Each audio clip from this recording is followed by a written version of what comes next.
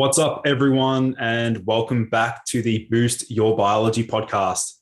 Today, I have a very special guest and friend joining me on the show. He's the host of the Ideal Day podcast and is a well-educated health coach and speaker. Adam Parker, welcome to the show, mate. Lucas, it's great to be here, mate. Thanks for having me on. Awesome. So maybe, Adam, do you want to let my listeners know, how did you get so fascinated into optimizing human health? Great question. So I think with most people that fall into health, it always starts with a bit of a challenge in their life. So my background, I've come from the big tech background. So I moved to London about 15 odd years ago, started working for the big tech company. I was always fascinated with, when I was younger, like the Googles and all these big companies coming up. And so that's where I wanted to go. So as soon as I got to London, I started working for those guys and loved it. Doing the whole, city living, the coffees on the way to work, getting takeout in the office. I did the whole thing, worked really hard. I was in sales and did really well.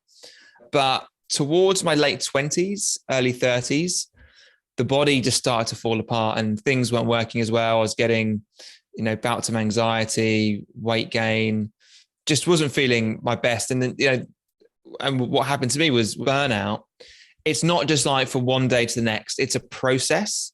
And as I got worse and worse, I was tired. So I had more coffee, or I would get anxious. So I'd just drink a little bit more alcohol. And then eventually everything just fell apart and I had chronic fatigue, couldn't get out of bed and had to basically take time off. So I was like, okay, clearly lifestyle isn't working, but I enjoy this type of work. There must be a way for me to, be healthy and work in this type of environment. So I went to my doctor and, because obviously I was getting anxious symptoms. I wasn't an anxious person, but I was like, why do I feel like this is weird? Go to the doctor and take this pill. And I knew even at that point, I don't know much on health, but I know I'm not depressed or anxious. It was for depression, like a mild dose. And I was like, I'm definitely not depressed. Like, I know I'm not depressed. For some reason, I have this anxiety that comes over me. I'm tired, but it's not that. So I thought, right, I better do my own research. And I just really, as you know, Lucas, it's a deep rabbit hole. And I really got into understanding health. And you go through different stages. I think anyone who really gets into alternative health, and I hear this all the time, the first port of call is like, have you heard of bulletproof coffee? The bulletproof diet? Like, that's normally the first place where people land. And then people go off on their own tangents and evolutions. For me, it landed around kind of ancestral principles. I thought to myself, okay, there's always these new diets that come and go, and these new hacks and stuff. And I think a lot of them have their place and have a lot of value, definitely. But I thought to myself, what were we doing, to survive as an actual species, through millennia, well, not millennia, like thousands of years, right? What were we doing? So that's what really got my interest. And I thought, if I can work out what they did, that might help me. So I ended up getting into the work of Weston A. Price, his nutrition, physical degeneration. And I just started applying those principles. And with everything, there's no magic bullet. There's definitely no magic bullet. I'm not saying diet cures everything. It's not the case, but it's definitely a pillar that was fundamental in my recovery. And now it's just, as I'm sure we'll jump into, a lot of those principles are just part and parcel of what I do and is what I now promote to my clients. Yeah, I definitely think it's an area that's, I guess, being neglected to a degree. I mean, we get so carried away, particularly us. I'm talking about myself being like a crazy biohacker. I personally even overlook the fundamentals of nutrition because I'm always looking into like different supplements and some other wild experiments. But I guess, Adam, let's sort of start with some of those ancestral principles. Like, do you want to explain to my listeners, like, what does that even entail? Sure. So the areas that I really kind of double down on when I think about the ancestral principles is around fermentation. So fermentations of foods and the benefits that they bring. and also organ meats. They're the two big ones. A lot of cultures also ate raw foods as well. But yeah, fermentation and organ meats are really the two kind of areas that have, for me, the biggest bang for buck. And when we think about organ meats, if we look at culture today, it's like organ meats, they taste a bit weird and they're a bit off-putting, but they have all the nutrition within the animal. They're the most nutrient dense parts of an animal. So again, my logic was like, okay, I need nutrition. Where's the best nutrition? And then you realize, okay, animals, highly bioavailable in animal proteins, but then you go to organs, really highly bioavailable. So that was my logic. And I kind of went on an adventure. Really, I just tried everything. At first, it's quite off-putting. It's like I'd buy a big cow heart, and it was huge. It was massive. It was big as my head. And I remember thinking, oh my God, it's really kind of, it's intense in a way, because it's not like you go into a store and buy a burger patty, right? And it's, oh, it's nice. And or think of the connotations of a steak. It's like, manliness, or it's a beautiful cuisine. When you're buying a heart, it's like, I've just bought a heart of a dead animal. It's really visceral, right? So I just started learning how to cook all these different foods, or, liver, heart, tongue. Just go to my local farmer at my farmer's market, and I'd be like, I want everything. And what happened over time, as my body started to register, this is really nutritious and good for you, my perception around those foods changed. So it was the craziest thing. I went from thinking, oh, this is a bit slimy or a bit, and then eventually I was like, I love this. And I with pride, I would take home like a cow heart or some kidneys or whatever, because I started to feel the value in it. I'd feel better, more energy. So yeah, organ meats is a big thing. And when we think about culturally, all cultures have had organ meats in their diet. So if you look now at like the Maasai tribes who are in Kenya and North Tanzania, they basically eat milk, blood, and meat. That's basically what they eat. So that's the kind of nose to tail eating. They have honey when they can find it. So they still have those sorts of diets, but you look at, it's all over the world. France, they have foie gras, which is the liver of a goose. China, they like chicken feet and tripe. In traditional Inuit cultures, they would give kidney to the children like it was candy, because it was sweet. Because again, there was no sugar, right? You'd have hunting cultures would take the heart and the brain and eat that first, because they felt that it would pass on the intelligence of the animal to them. So if you go back hundreds, thousands of years, organ meats were prized. They were like the number one thing that, everybody wanted to have in their diets. And if you look at the work at Weston A. Price, it's amazing for fertility.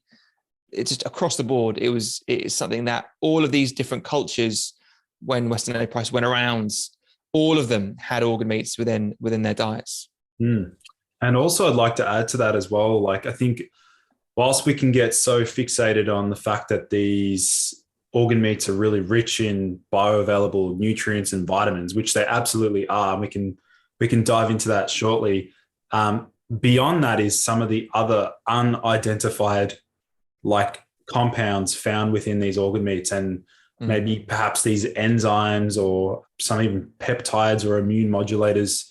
So maybe do you want to dive into, I guess, like, what makes the nutrients or like, what are some of the nutrients we can find in these organ meats?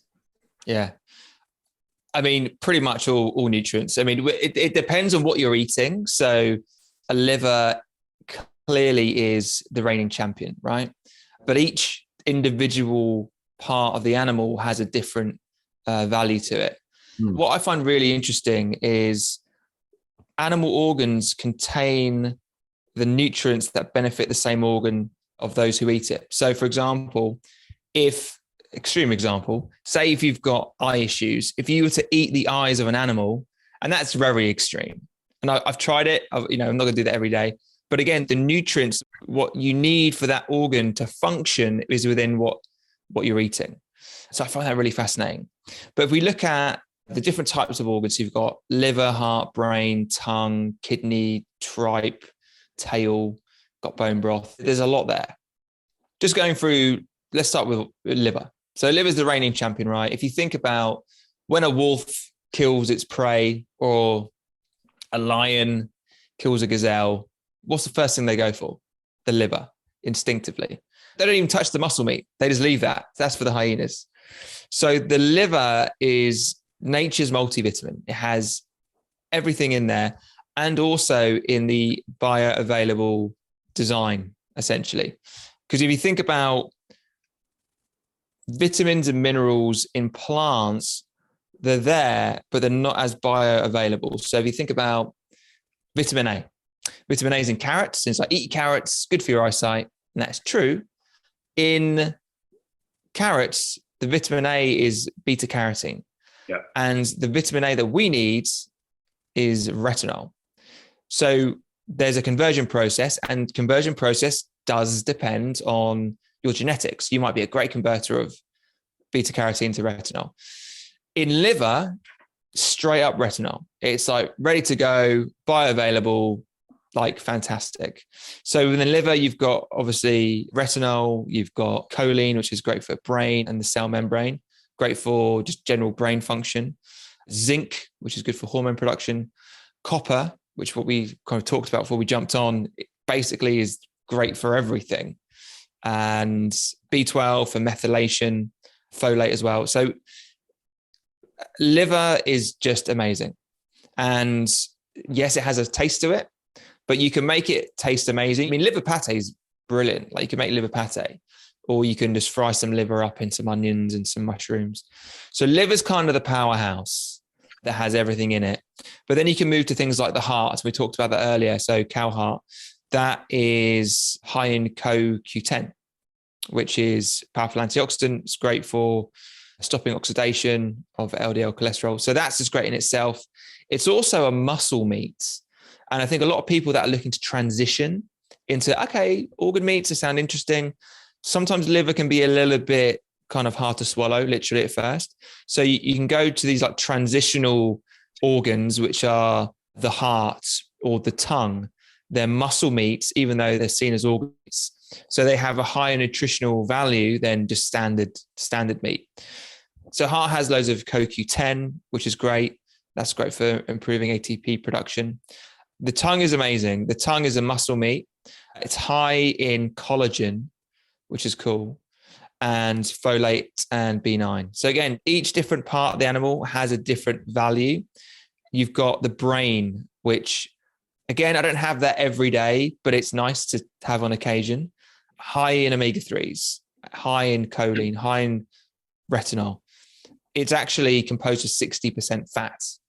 It's kind of like scallops, like a really kind of, that kind of omega-3 kind of vibe taste. It's very, it's very kind of strong in that respect. It's actually the fattest organ within the body as well. So that's cool. Kidney's beautiful. And I actually, when I first tried kidney, I wasn't really into it. I was like, oh my God, it's a bit slimy. I don't like it. And of all places, I went pigeon clay shooting. And so I'm just shooting some clay pigeons. Started talking to the instructors. Oh yeah, I'm into my organs. He's like, yeah.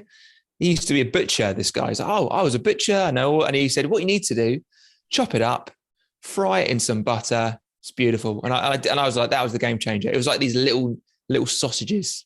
Anyway, kidney's great. It's high in the DAO enzyme, which is great for breaking down histamine.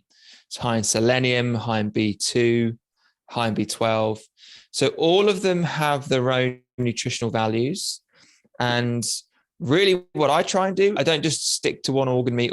I always just keep mixing it up and try new things. I mean, again, I live near a really good butcher and I've got a good relationship with them and a farmer's market. Whenever they have lamb testicles, I'm all over it. I'm like, why not? Because it tastes great. And again, when we talk about that the organ contains nutrients that benefit the same organ of those who eat them, if you're eating testicles, there's a lot of studies that shows it benefits male fertility and all of that sort of stuff. So yeah, loads of different organs all have their own nutritional values. And again, when you compare their nutritional value to the likes of just standard muscle meat, you just can't compare. And also, as part of that, I guess, Adam, maybe do you want to explain to my listeners in terms of the dosages and the amounts? Like, for example, I spoke to a friend the other day and he said he's been having like 200 grams of liver every day. So maybe do you want to explain that these, organ meats, they're very rich in these nutrients, but then we also have to be careful of like actually overdosing. Like it's actually possible to overdose on these organ meats. Yeah. So I think that you definitely have to take that into consideration with liver. It depends who you talk to, right? Because I'm sure you've seen Liver King. Yeah. Have you seen Liver King? He's an absolute beast. Love his work, but he's all into having liver every single day. And look, it works for him. Obviously, I think he has like raw liver, but again, he'll have a small amount. He'll have a tiny amount. I don't recommend having liver every single day in large amounts because it is a powerhouse. You do hear occasionally of vitamin A toxicity, but again, that's if you like polar bears' livers are insanely high in vitamin A. I've never personally had any issues with liver. Again, I wouldn't have it every day because it's quite expensive if you get good liver from a butcher or, a good source, they're not that cheap. And for me and my research, I just do liver once a week. And I think that's fine. Really, with the other organs, I think, we're not going to eat the same thing every single day. So the reality is most people, if they try hearts, they might have it, once or twice a week and then mix things up because we don't eat steak every single day, right? Some people do, but again, you mix up your diet varies. So if you just have that kind of mindset, I don't think there's much of an issue. But with liver, I would just say once a week is ample because again, it's a powerhouse and it's all you need really. What sort of amounts would you be having per serve? So I normally, I don't know in terms of the actual amount. So when you normally get liver, you just get like liver, a strip of liver. Yeah. I don't know the volume. I just like, yeah, I have one of them. They come in like pre-packaged forms and that will last me. I'll make probably, that'll be 2 portions because I'll add in onions and mushrooms or whatever. And then that kind of bulks it out and I'll eat one straight away and then I'll freeze the rest. But it's not massive volumes. It's not like you're not eating pounds and pounds and pounds of it. It's like it packs a punch. Do you know? So it's yeah. As I said, once a week, maybe twice a week. If you buy liver, it will come in like they come in nice slices. Because if you think like a calf liver is massive, it's like an absolute. It'll be huge, but they chop it into nice thin slices, and then you normally buy 1 or 2 slices. If it's if it's prepackaged, it's definitely like a slice in general. So yeah, I don't have exact measurements. I just go off how it's sold. Yeah. And before you mentioned consuming the brain. Now that's the only organ meat that I've personally never tried, but I'm looking forward to it. But I'd like to learn more about that. Like in terms of, first of all, like what color does it go when you cook it? Yeah. So there's different ways to cook it. So a lot of people poach brain. In water? Yeah. They'll poach the brain. Yeah, which is crazy, right? Yes. So it basically, it goes like a kind of whitish color when you cook it. So you can poach it and then take it out and eat it poached, or you can poach it and then fry it. I just fry it in butter. And it's not long. It takes probably 2 minutes either side. Do you cut it in half or? Well, it depends on the brain, right? So if you're buying, a lot of the organs that I have is from lamb. So if you're having like lamb brain, they're pretty small. They're probably like, I don't know, like a little kid's fist, really small. Yeah. So I would just probably chop it in half and then throw it on the pan, fry it up in some butter, add a bit of salt on there, and then it's done within like a minute or so. But yeah, that is very nice. And again, it's high in omega-3s, choline, vitamin A. It's very fatty, kind of got that fish flavor to it. Again, with the price of organs, some of them are super cheap. Like, for example, a cow heart is massive. And I can buy that at the farmer's market for £5. So I don't know what that is in dollars, but it's enough meat to like feed you for like a week. It's ridiculous. Or kidneys are cheap. I think when you're sourcing organs, if you get a good relationship with your farmer, you can get them super cheap. Nowadays here in the UK, there's a lot of this online, like butchers like delivered to your door. They charge a markup cost just for being online and just for delivery. But if you go to a local farmer's market, you just start talking to the farmer. I literally talk to them, get them on email, and then I email them, say, hey, you taking any animals to slaughter this week? They'll be like, yeah, we've got a cow, we've got, a pig. And I'll be like, great, I'll take this, and this, and then I'll go collect it. And it's, for them, it's the offcuts. It's super cheap. So it's not a lot of money. With brain is different. Brain, it's interesting. Some organs are harder to source. I don't know why. I think within the UK, there are very strict rules around the quality of organs. If they see any sign of, disease or whatever, they have to throw it away. For some reason, brain is harder to come by here. And also as part of that, Adam, I was just thinking, like, being someone who's like experimented with so many nootropics and different things like that. What I'm really curious of is like how I subjectively feel after consuming brain. I'd love to get your insight. Like, have you noticed feeling a shift in your cognition or like a change in your mood state following, brain? I would say there's no because what I love about supplementing and experimenting, with nootropics, you get an instant like, whoa, yeah, I'm feeling it. I'm in the zone. You don't get that with organ meats. But what you do get is when you compare yourself from like a week ago or a month ago, you definitely notice I'm in a lot better spot. There's no instant like, bang, this is like, because in a weird way, I think when I take supplements, you're looking for like a little bit of a buzz. Well, I certainly am, right? But with organ meats, it's, you'll be living your life, and all of a sudden you'll be like, oh my God, I just got more energy and I'm sleeping better. And, it's just how nature intended it to be.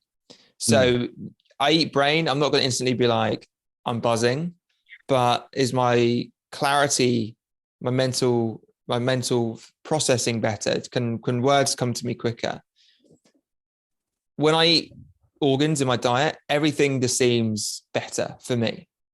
And that's because you just get the nutrition in, right? You're getting the nutrients that you need in its bioavailable form. So yeah, I'm, considering when I was in kind of corporate London and burnt out and my digestion was terrible.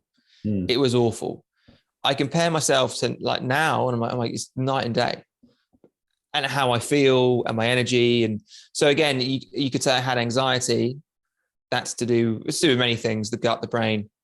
That's non-existent, right? Is it because I'm getting the right nutrition? Most likely. Lifestyle change. Again, it's not just nutrition, as we know. There's never a magic bullet. So yeah, as I said, you don't get an immediate, it's not like I eat kidney and I'm like, oh my God, my kidneys just feel, it's nothing like that, but it's my overall general health is so much better. So from thinking, weirdly, I was chatting for my podcast, I was chatting to Sally Fallon Morell, who's written the Nourishing Tradition books. And she was saying that she had some heart kind of murmurs or issues. And she just increased the amount of heart she was having and it went away. And I was like, that's just crazy. Obviously, I'm a young, strapping man, so I don't yet have any heart issues, and I don't think I ever will. But again, I just think, having these foods in the diet, for me, it's a no-brainer. It's like, where's the nutrition in the organs? I eat the organs, I get the nutrition, and it's, the challenge is we have this plant-based focus now. where it's like, it's trendy to be plant-based. And if you're not really into, and listen, there are some people out there that are in the health space and are like, it's all about plants. And, I respect anyone's view on how they want to eat and what they want to believe. But my view from my research is nutrition's in the organs, they're bioavailable, and, it's the biggest bang for buck. And it's worked for me. It certainly is a no-brainer, no pun intended. But Adam, I'd love to get your opinion on veggies. I know you just briefly mentioned it towards the end, but like now, what's your perspective on like how to integrate veggies into your diet? Yeah, well, listen, I think going down the rabbit hole that is health, you end up coming full circle, right? And you've got your carnivores, the other side of the spectrum, you've got your vegans. They're very extreme diets. And you know what? I would say they're tools and they have their place. Because actually, I would say eating loads of vegetables is very detoxing and it's good for you. Eating meats is very good for building up the body. So I think they can have their place as a tool, similar to like the ketogenic diet. I don't think it's a diet that just to be strict keto forever, I don't think it's healthy. Again, look at our ancestors. They would float in and out of ketosis. So when I think about vegetables, they have their place and they are, part of a good diet. But when you think about nutrition, I don't think they're the powerhouse that they're sold to be. There was a really interesting study by the University of Texas in 2004, and they compared vegetables, the nutritional value of vegetables from the 1950s up until 2000. So this is 20 years ago. And they saw across the board a 30% decline in nutritional values of vegetables. And you got to think, okay, cool. So why is that? And it comes down to soil. The nutrition's in the soil, and then that nutrition goes into the plant. And if we're not treating the soil and, doing traditional farming practices, the nutrition of the vegetables isn't going to be there. So vegetables don't have the nutrition that they used to have. It's like, you always hear about, a carrot 50 years ago had 10 times more whatever than the carrots of today. And it's true across the board because of modern day farming practices. That's not to say that plants don't have their place. They definitely do. And actually, when we talk about fermentation, you can 10x the nutrition of certain plants by fermenting them 100%. So again, I think they have their place. I eat loads of vegetables for sure. You just want to make sure that they're organic. They don't have any pesticides on them. It's similar to, I was chatting to someone about smoking yesterday. We're going a bit off topic here, but smoking, if you think about smoking done culturally throughout history, different cultures, smoking was never a bad thing. Smoking tobacco wasn't unhealthy. What's made smoking unhealthy is how the tobacco is created. It's processed, right? It's junk tobacco. It's full of chemicals. That I think is the biggest issue. I don't smoke, FYI, but if you look at these different cultures, they all smoke tobacco regularly and never got lung cancer. So why are we getting it now? It's just interesting to look at these comparisons, Anyway, Sure. But yeah, I think vegetables have their place. I have a lot of them, make sure they're organic, but I also realize they don't have the nutrition that they once had. And you mentioned like the fermentation aspect. I'd love to dive into that. Like, how do you approach the fermentation aspect when it comes to like nutrition? So this, again, was another big shift when I was really researching nutrition. And, we all go through kind of supplement phases. I still do. I love trying supplements and I'm always trying to get those incremental 1 or 2% in all areas of life. So I'm still trying new things, but I think diet is such a big pillar to everything. And when you can start implementing things that worked for a very, very long time within our existence, right? So when you think about fermentation, again, it's fallen out of favor. So it's good to understand why that is. Essentially, we had to ferment food because if we didn't ferment food and preserve food, there was no foods in the winter, right? The winter was coming, food wouldn't be around. We'd have to preserve the food. Nowadays, we have fridge freezers, we have fridges, we have preservatives in food. We have the rise of processed food. I don't know if you've ever seen it's like a meme on Instagram, like McDonald's burgers that are like 10 years old and looks the same as the day they bought it, right? Crazy. And the reason for that is because today's food is sugar laden and it's dead. There's nothing to it. If you go back to the food that I wouldn't even say our grandparents ate, I'd say our great grandparents ate, it was nutrient dense. It was full of enzymes, full of probiotics, completely different setup to how they ate. So they had to ferment the food. And part of that, it had amazing health benefits. Probiotics being one of them. And now what do we see? Everyone's got digestive issues because again, we're not feeding the microbiome. So for me and my journey, I was like, okay, cool. I first got into like probiotic bottles. I was like, right, cool. Get this probiotic. And then even within the probiotic supplement games, like, oh, this is the latest probiotic. I was like, yeah, get the latest one. And this does this. It's different from this one. And, I remember trying and there are some great probiotics out there. Just Thrive. I think they've rebranded. Anyway, they have a spore-based probiotic. You don't have to put in the fridge. You take it. There are some amazing probiotics out there. But they do not compare to the probiotics of fermented food. Like, do not compare. And when I started adding them into my diet, everything was really, moving up a notch. Another good reason, I used to have really bad digestive issues, right? And then I discovered digestive enzymes. Oh my God, everything's amazing now. I can digest my food. And then when I discovered sauerkraut, I was like, it does what those digestive enzyme tablets do, but 10 times better.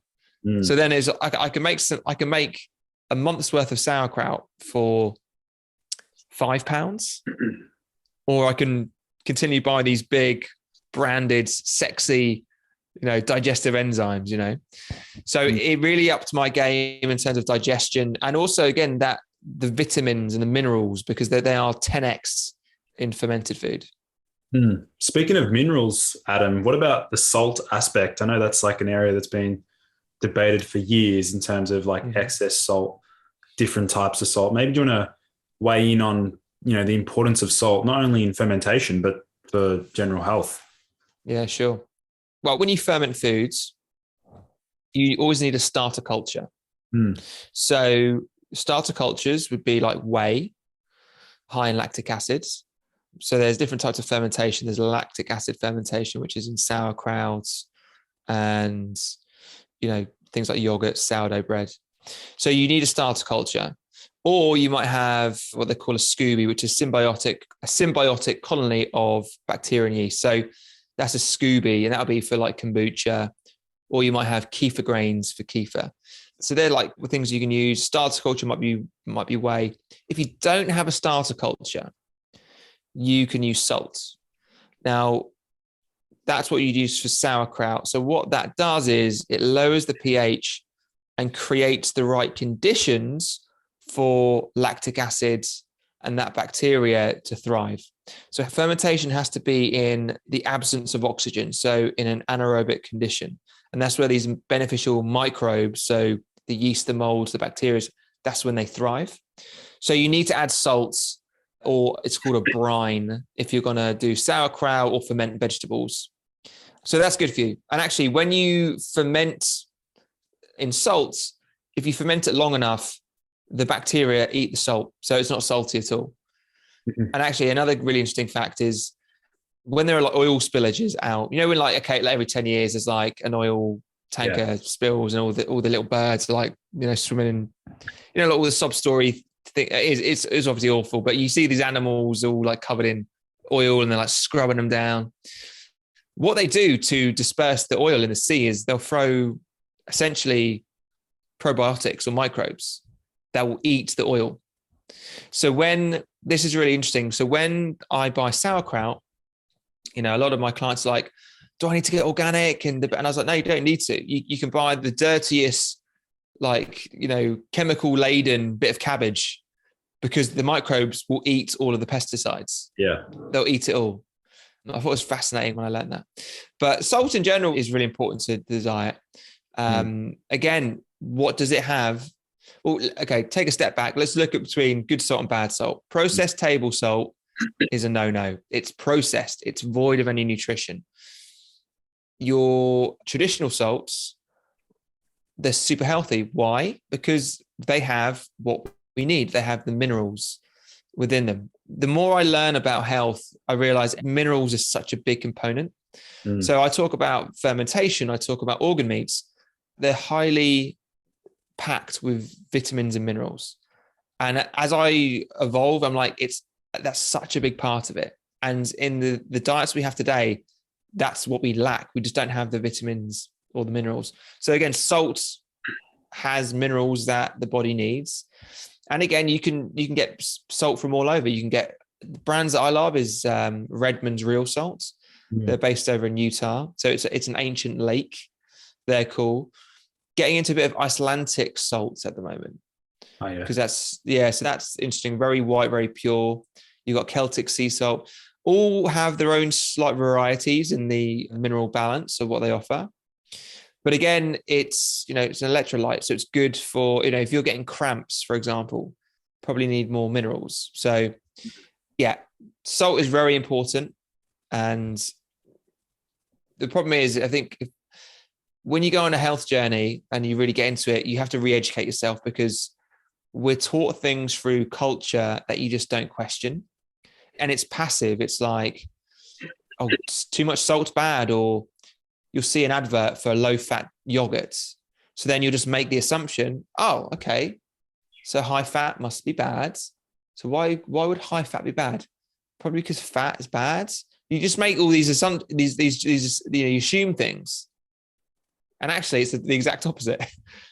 So yeah, salt is good. Definitely one to have. And again, it's part of the process when you're making things like sauerkraut.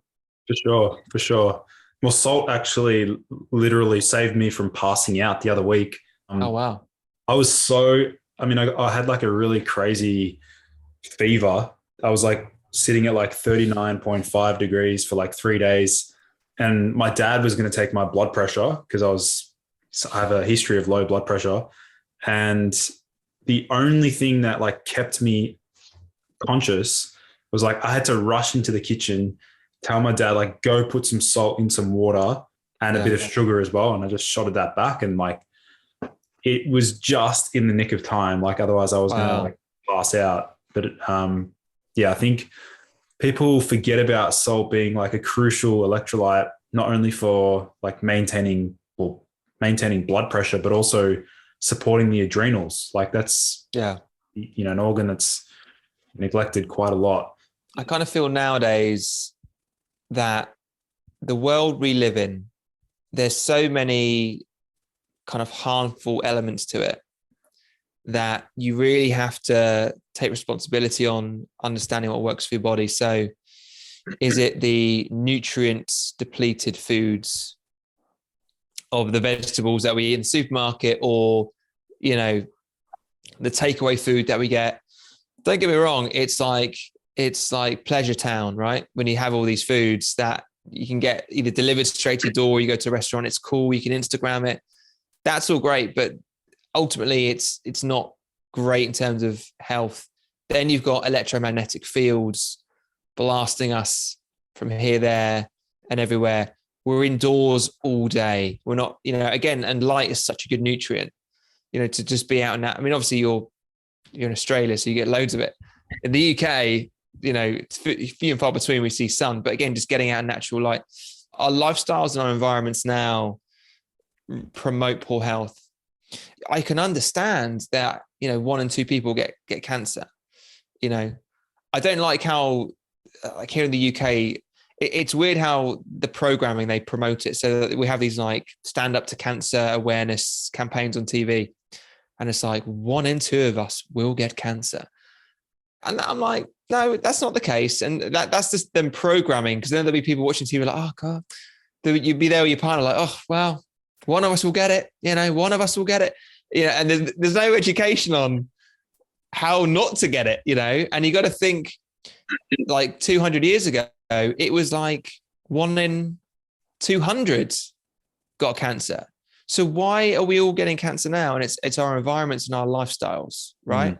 So me and my kind of exploration on food, and it's not, I haven't just focused on food, I focus on many things, but food is such a big pillar. I've been like, okay, how are we eating today? How did we used to eat? When we used to eat that way, we weren't as sick. So I'm going to try that and see how that works. And it's working for me. But again, it's not popular within culture. It's not trendy. And look, a lot of my friends who aren't into health think I'm weird. They're like, not weird. Weird's the wrong word. They think I'm extreme. They're like, oh, well, you're just a bit extreme with what you eat. I'm like, well, okay, you can call it extreme. I think it's traditional. I think it's what we used to eat. But again, it's when you're plugged into mainstream culture, when you do things that are outside the norm or the narrative, people tend to be like, I don't know that. That's different. And I understand that. And for me, it's like, I just try and set the example. And if people are inspired by what I do, I'm happy to like talk about it. If not, it's just like, you do you, I'll do me. But in general, this way of eating, I feel, is the way to eat. Just keep it as our ancestors did. You think about, they were living in tribes and living off the land. They didn't have any marketing ads or promotional campaigns to sell them stuff, to make them feel, oh, this is cool. This is trend. This is a trendy diet. They literally had to survive. And through generation upon generation, they worked out the optimal way to survive, whether through fermentation, whether through farming practices, what types of organs within the animal to eat. They perfected it over thousands of generations to be the optimal way to live. So for me, it was like, that makes sense. And that's why I, got into it. Yeah. And I guess like your approach is really about maximizing nutrient uptake, minimizing disease and general like sickness, but then also like nourishing your body with the nutrients to promote optimal performance, whether that be like being focused at work or recovering from exercise. So I'd actually be curious to know, Adam, what would be like your one, if you had to give my listeners like one tip when it comes to nutrition, what would that be?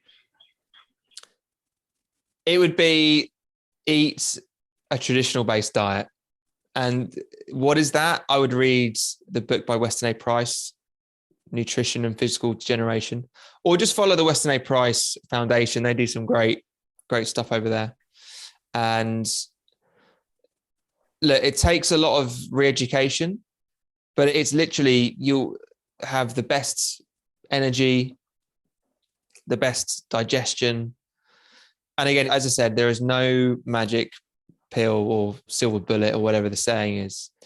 But I would say, try eat as close to what our ancestors did. And it doesn't take a lot. With sauerkraut, for example, or kefir, I don't have a lot of it. I have like a condiment size once a day. It's a small thing. It's just adding bits in. It's not completely changing the diet completely. It's just adding these little things in. And where you can, make it yourself. Don't buy it from a supermarket, because if you buy like sauerkraut from a supermarket, it's normally pasteurized, which is unhealthy. You can make it. Easiest thing to do, go on YouTube. There's like thousands of videos of people making preserves and ferments, and just, if it takes interest, try that. But there's so many different things you can do. You can do kefir, you can do sauerkraut, kombucha, yogurt. You can just ferment milk.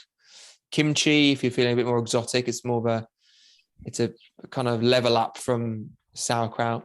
But all of these things definitely help, and they have insane benefits. I mean, with just things on ferments, it neutralizes anti-nutrients.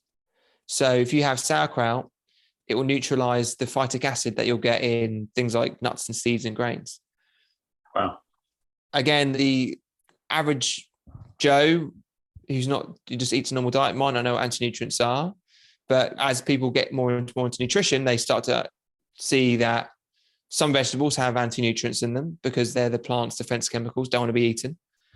And, things like fermented foods can mitigate that. It's insane benefits that they just pack a punch, these foods.